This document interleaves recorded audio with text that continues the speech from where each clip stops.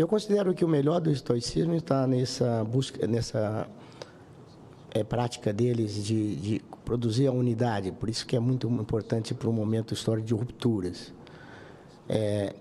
O primeiro nível da unidade que a gente pode ver é a unidade entre céu e terra, ou seja, entre ideias e aplicação das ideias. Às vezes as pessoas pensam que a filosofia é subjetivismo, são doutrinas, como falou bem o Felipe Dávila. As pessoas não querem ensinar as pessoas a pensarem, querem convencê-los de uma doutrina, e às vezes bem intencionado.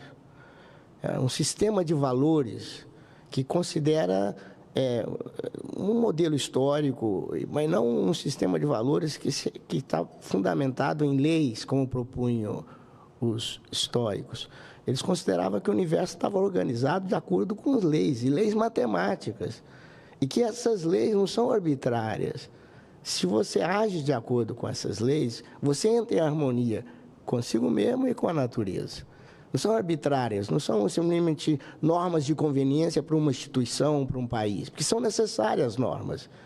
Mas há uma distância grande entre leis e regulamentos. E muitas vezes se toma como valores regulamentos de determinadas, que foram úteis em determinada sociedade, em determinado contexto histórico.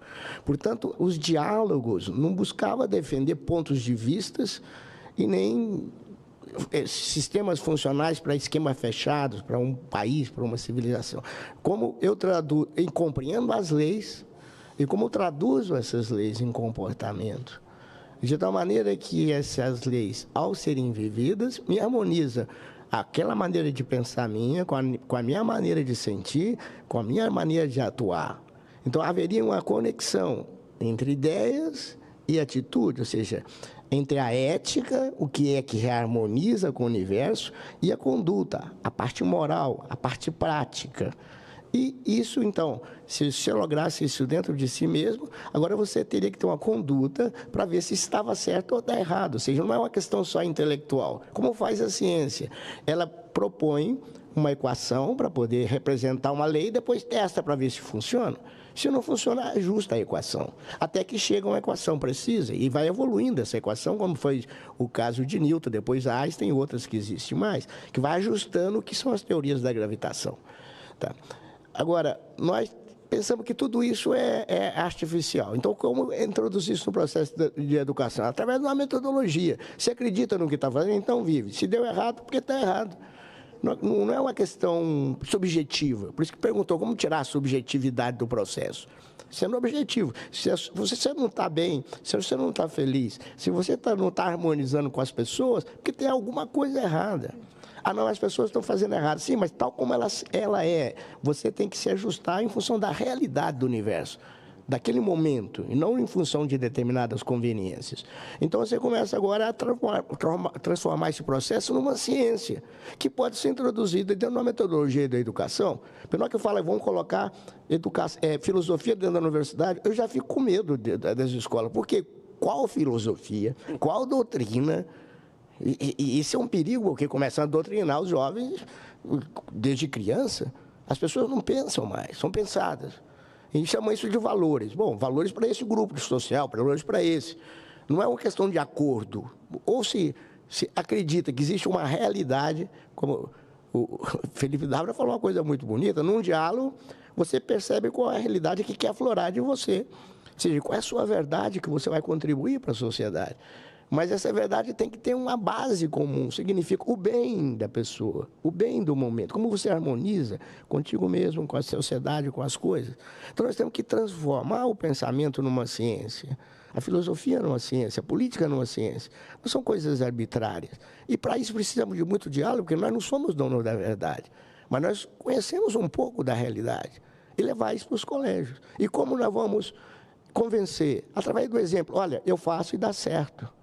Então, é um convencimento moral, não é uma doutrina que se transmite através de uma crença, através de um convencimento, através de uma retórica. Você faz, dá certo, eu te copio. Como a gente faz quando vai ensinar uma criança a nadar. Pula e nada, ela vai que é possível, ela se convence, ela a pular também. Então, nós temos que mostrar com a nossa vida, com a nossa experiência, que é o que acontece com os pais. Às vezes, eles querem introduzir valores para os filhos e eles traduzem conceitos precisos, com a melhor das intenções. E o filho faz outra coisa. Quando você olha para o filho dele, você fala assim, ele está copiando exatamente o que você é, não o que você está falando. E se for levar num psicólogo para falar qual é o problema do filho, o psicólogo fala assim, o problema não é do filho, é do pai. Ele só não fala isso para não perder o cliente, porque quem paga é o pai. Entende? Mas está na cara disso. Eu tenho uma filha que é veterinária, ela fala que o comportamento dos cachorros é idêntico dos donos.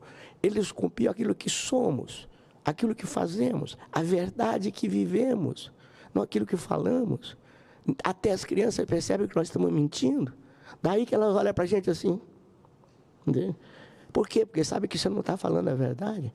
Nós precisamos de sinceridade, de verdade, de busca da verdade. Buscar, compreender as ideias, traduzir em conduta e ver se funciona.